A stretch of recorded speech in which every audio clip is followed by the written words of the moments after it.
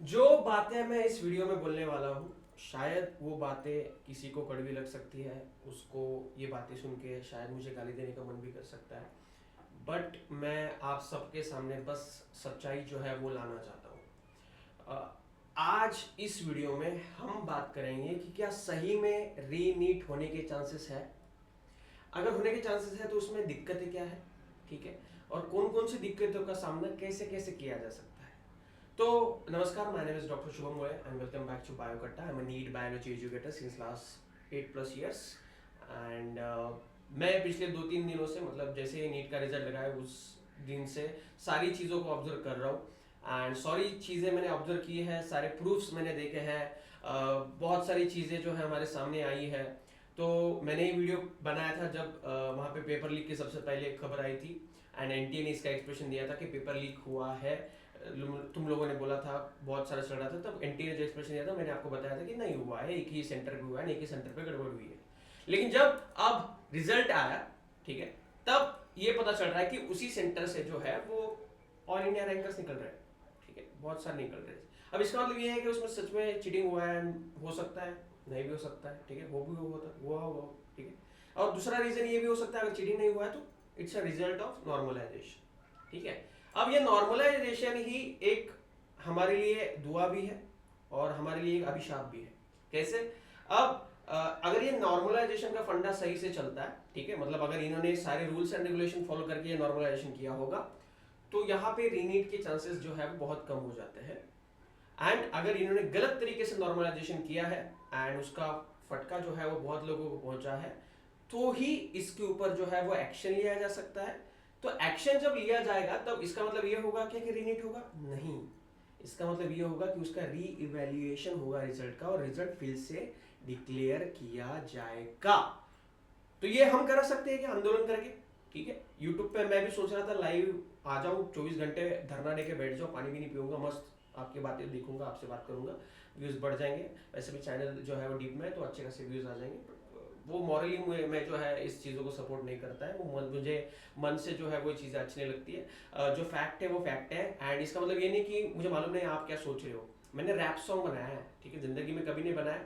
वो उस इमोशंस को जाहिर करने के लिए मैंने आपके सबके लिए रैप सॉन्ग बनाया। आप मेरी प्रोफाइल में जाकर सुन सकते हो मैंने क्या रैप बनाया है, ठीक है। तो उसमें मैंने सारे इमोशंस आप जो फील कर रहे हैं, मैं जो फील कर रहा हूँ, वो सारे डाल दिए, ठीक है। तो ये डिसीजन रीइवोल्यूशन का रिजल्ट का कौन ले सकता है? तो वही है, दैट इज सुप्रीम कोर्ट, ठीक है। सुप्रीम कोर्ट ही अपने पास जो यहाँ पे ये डिसीजन ले सकता है एंड सुप्रीम कोर्ट ही जो है, ठीक है,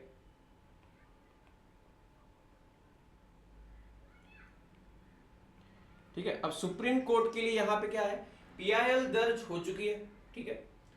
हमने क्या किया था, हमने जो है वो राइट टू इन्फॉर्मेशन जो है वो बहुत लोगों ने भरा है, ठीक है, आरटीआई भरा है बहुत लोगों ने, मैंने भी खुद भरा है।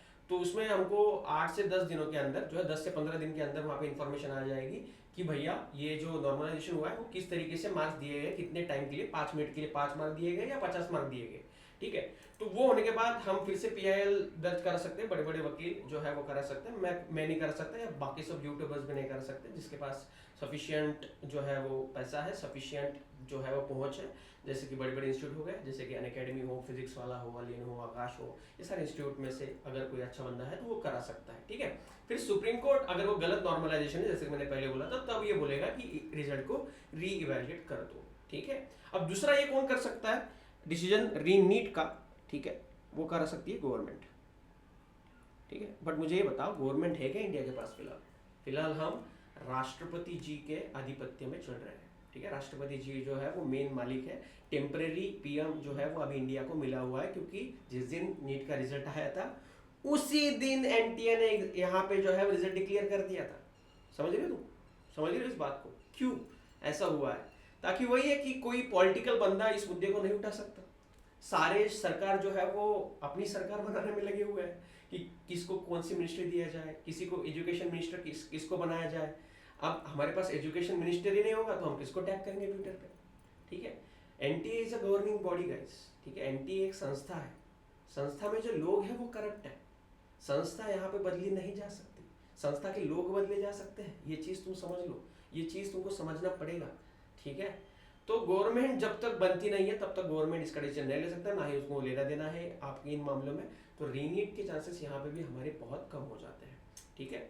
लेकिन अगर सुप्रीम कोर्ट ने डिसीजन ले लिया कि भैया पूरे रिजल्ट सिस्टम में ही फॉल्ट है, तो वहाँ पे रीनीट हो सकता है। लेकिन फिर सुप्रीम कोर्ट ये भी देखेगा कि अगर रीनीट हुआ तो वहाँ पे कौन कौन अफेक्ट हो सकता है। तो देखो, सबसे पहले अफेक्ट होने वाले कौन बच्चे होंगे? स्कॉलर्स।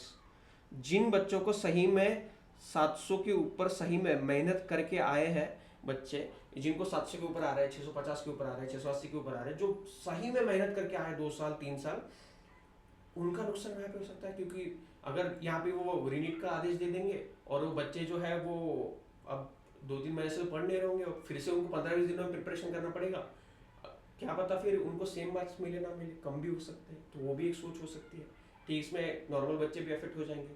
देन बहुत अच्छी कमाई की थी एनटीए ने, 200-300 करोड़ छापे थे हम लोगों से, 25 लाख लोगों से 1000 रुपए लिए थे, ठीक है। तो वो पैसा भी अभी खर्च हुआ होगा इनके हिसाब से, चाहे उन्होंने अपने बैंक बैलेंस में डाल लिया हो। लेकिन वो पैसा फिर से कौन खर्च करेगा? गवर्नमेंट है नहीं, 500 करोड़ कौन देगा फिर से? क्योंकि pen and paper based exam है, पेन पेपर एग्जाम है तो भैया सिंपल सी चीज़ है, सेंटर्स लगेंगे, इन्विजिलेटर्स लगेंगे, अच्छे वाले इन्विजिलेटर जो टाइम वेस्ट ना करें ऐसे लगेंगे, ठीक है। तो वो देखना पड़ेगा, वो सब खर्चा करना पड़ेगा, वो करते करते 2-3 महीने निकल जाएंगे। सुप्रीम कोर्ट का वर्डिक्ट आते आते 1.5 महीना निकल जाएगा, ठीक है। और ऊपर से फिर और 2 महीने, मतलब 3-4 महीने निकल जाएंगे। तो एमबीबीएस का एकेडमिक सेशन नॉर्मली 1 अगस्त या सितंबर से स्टार्ट होता है, तो वो एकेडमिक सेशन कब चालू होगा? कोविड बैच के समय जनवरी से चालू हो जाएगा। तो मतलब 1 साल आप जो है वो, या 6 महीने आप अपने एकेडमिक ईयर से हट सकते हो, पीछे जा सकते हो, ठीक है। लैग में चलोगे आप, जो बच्चे मेडिकल में जाने वाले हैं। तो ये भी वहाँ पे सुप्रीम कोर्ट सोचेगा। और अभी एनटीए वाले क्या करेंगे मालूम है? फटाफट से जो है वो काउंसलिंग प्रोसेस स्टार्ट कर देंगे। काउंसलिंग प्रोसेस स्टार्ट करते ही फटाफट से वो सीट अलॉट कर देंगे। एंड जिनको सीट अलॉट हुई, एक बार सीट अलॉट हो गई गाइस, तो रीनीट नहीं होगा।